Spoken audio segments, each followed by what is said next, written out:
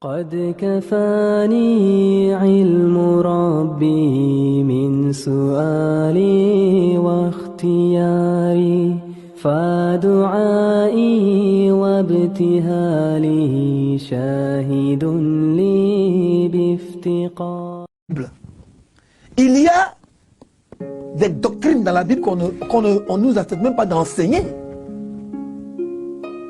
Par exemple, Luc 22, à son verset 41, 42, 43. Quand Jésus devait être tué, c'est l'ange Gabriel qui vient le secourir.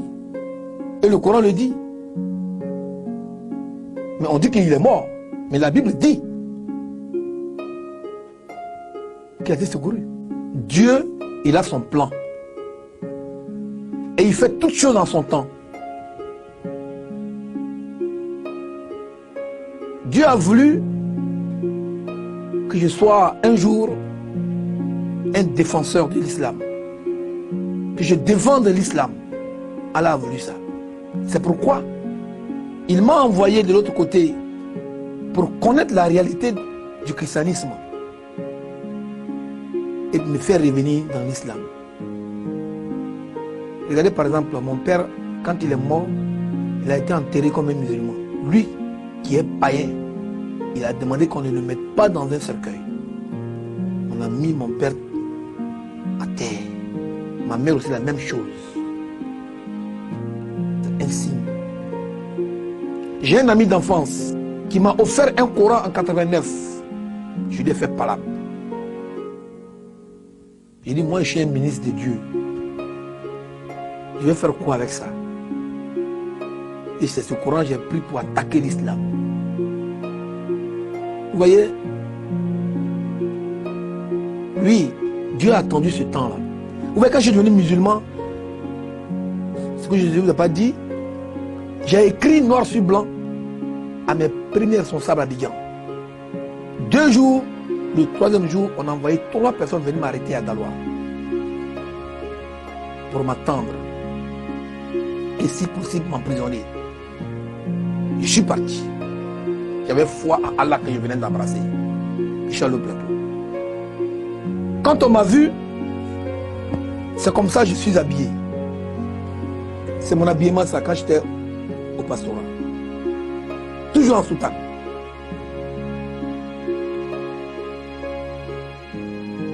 Mais quand ils m'ont vu ce jour-là, j'étais en Drgueba. J'étais en Chéchia. Et j'étais dans des tapettes. Ils ont vu que c'est un fou qui vient d'entrer. Alors ils sont surpris. On dit, mais Weki, c'est toi? Oui, c'est moi, Weki, m'avait convoqué, je suis venu.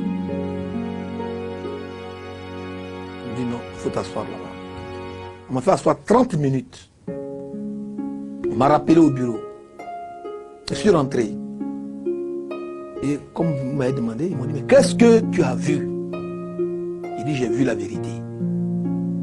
La vérité enseignée dans la Bible, que nous les musulmans, nous les chrétiens, on refuse de mettre en pratique. Et que l'islam respecte. C'est cette vérité que j'ai vue. Rien d'autre. Ils m'ont donné, en aucun cas, ils m'ont donné rien, aucun sou. Mais ils m'ont donné la vérité. Ils m'ont ouvert les yeux fermés. Frères chrétiens, faites comme moi, car dans la tombe, il y a le regret. Ils disent, mais quelle vérité tu as vue? Alors je leur ai dit comme ça. Prenez vos Bibles. Ils ont pris les Bibles. Et je leur ai dit, on va aller ensemble. Et vous-même qui êtes mes responsables, vous allez me dire ce que je dis. Vous allez me donner les explications. On ouvre la Bible à Exode 40. D'abord, on vient au verset 7. Il dit à Moïse, tu placeras la cuve entre la tente d'assignation et l'autel et tu y mettras de l'eau. Ça fait 1. C'est Dieu qui dit ça à Moïse. Et maintenant on dit, quand Moïse a fini le travail qu'il était en train de faire, il a en train de construire un temple. Quand il a fini, on dit, il plaça la cuve entre la tente d'assignation et l'autel et il y mit de l'eau pour les ablutions. C'est écrit dans la Bible, ablution. Et alors on dit, Moïse, Aaron et ses fils se lavaient les mains et les pieds pour aller entrer dans la tente d'assignation. Donc Dieu dit dans la Bible, dans Exode 40, verset 30, que toute personne, avant d'entrer, soit à l'église ou à la mosquée, il faut que tu te mettes en ablution.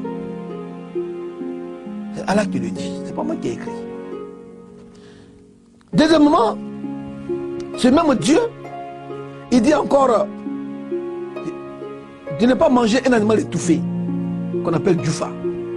Il faut l'égorger, verser son sang, car le sang de l'animal se trouve, l'âme de l'animal se trouve dans son sang.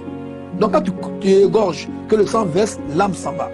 Tu manges la chair qui est pour toi, l'âme qui est pour Dieu va vers Dieu.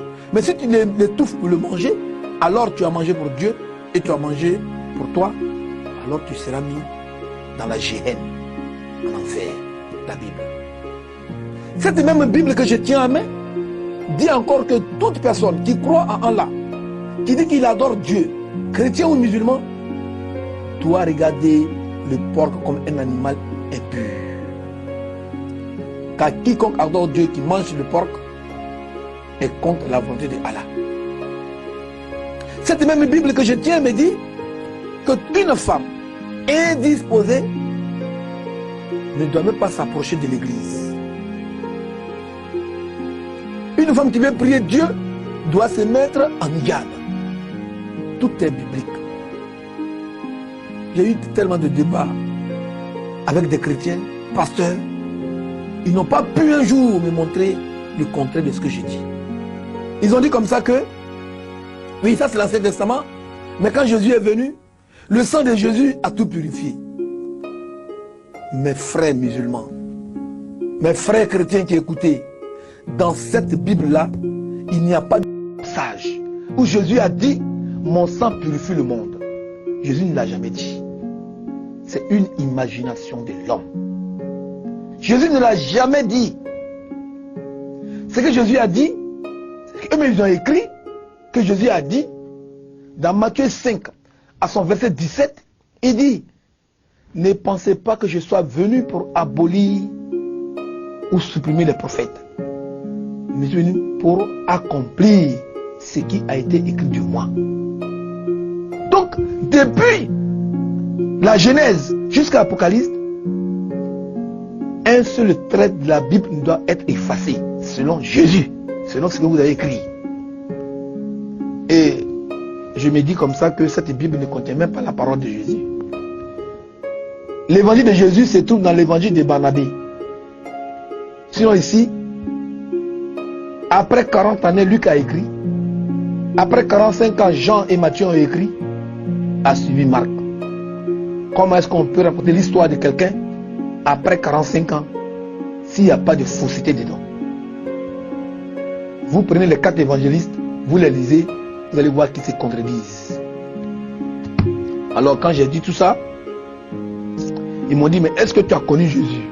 Il dit oui, je l'ai connu. Et c'est Jésus même qui m'a dit de partir dans l'islam. Ah, ça nous a choqué. Ils disent pourquoi? Et lui, on dit que Jésus est Dieu, il est fils de Dieu.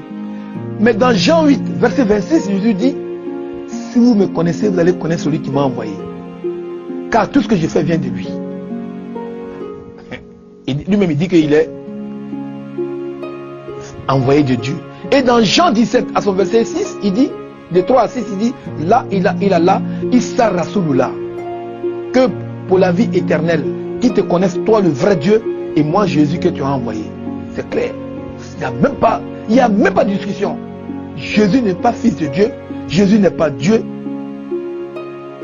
Il est un envoyé de Dieu au même titre que le prophète Mohammed sallallahu alayhi wa sallam. Voilà pourquoi moi j'ai changé. Voilà pourquoi j'ai accepté l'islam. Voilà les raisons qui m'ont fait devenir musulman. Après 27 ans que j'ai prôné Jésus.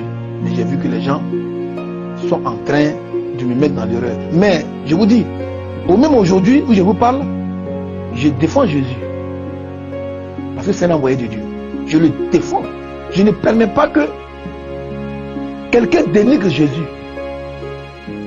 Non, je ne veux pas. C'est pourquoi, là où on parle mal de Jésus, alors je fais face. Et j'attaque. Regardez par exemple, tout près de nous ici en France, des gens ont fait un film sur Jésus, où on dit que Jésus était un pédé, où on dit que Jésus était un fornicateur. Nos frères chrétiens, eux-mêmes, heureux d'aller voir ces films, ont sorti de l'argent pour aller voir ce film, subhanallah. Et celui qui a tenu le film de Jésus de Nazareth, c'est le même auteur qui a tenu ce film-là. J'ai visité d'abord le Mali, parce que pendant la crise de 2010, quand je suis revenu de l'Arabie Saoudite, mes parents bêtés même, avec quelques frères ivoiriens, sont venus m'attaquer. Ils sont venus m'attaquer, ils ont brûlé mon ordinateur, ma maison, cassé tout ce qui est dans ma maison. Et comme ma maison avait 2 portes, j'ai eu le salut à la 2e porte, j'ai fui pour entrer au Mali. Et depuis le Mali, après 6 mois, je suis retourné en Côte d'Ivoire. J'ai été réinvité au Mali pour un débat à Kalamankoura avec des chrétiens où j'en ai pris 5 pasteurs et 20 fidèles pour devenir musulmans, avec mes convictions. Donc après le Mali, je suis rentré en Guinée. Je suis allé à Dakar, au Sénégal. Je suis allé au Niger, Ghana, Togo, Bénin, Nigeria, avant que je ne vienne au Burkina. Mais quand je vais dans ces pays, mes frères musulmans sont très heureux de me voir. Ils m'accueillent comme si j'étais né dans l'islam. Ils m'accueillent comme leurs propres frères. Je vous jure, mes frères, je ne regrette pas d'être musulman, bien que je n'ai pas de salaire. Quand je suis arrivé au Ghana, les Ghanéens ont bloqué un mois plein. Ils m'ont dit que tant que le mois de carême n'est pas fini, tu ne retournes pas en Côte d'Ivoire. C'est subhanallah. Mais dans ce mois-là, parce qu'au Ghana, les pasteurs prennent les mégaphones. Ils se promènent dans les marchés pour crier Jésus, pour prier, pour dire que l'islam n'est rien, que ceux qui sont musulmans de quitter les religions. Ils font une campagne de désinfectation contre l'islam. Donc, ma venue au Ghana était un salut. La Bible dit dans Amos 5, versets 21, 22, 23, Dieu dit, je hais vos guitares, je hais vos chansons, je hais vos cantiques. C'est pourquoi tous vos sacrifices sont refusés par moi, Allah. Dieu dit de ne pas danser dans sa main.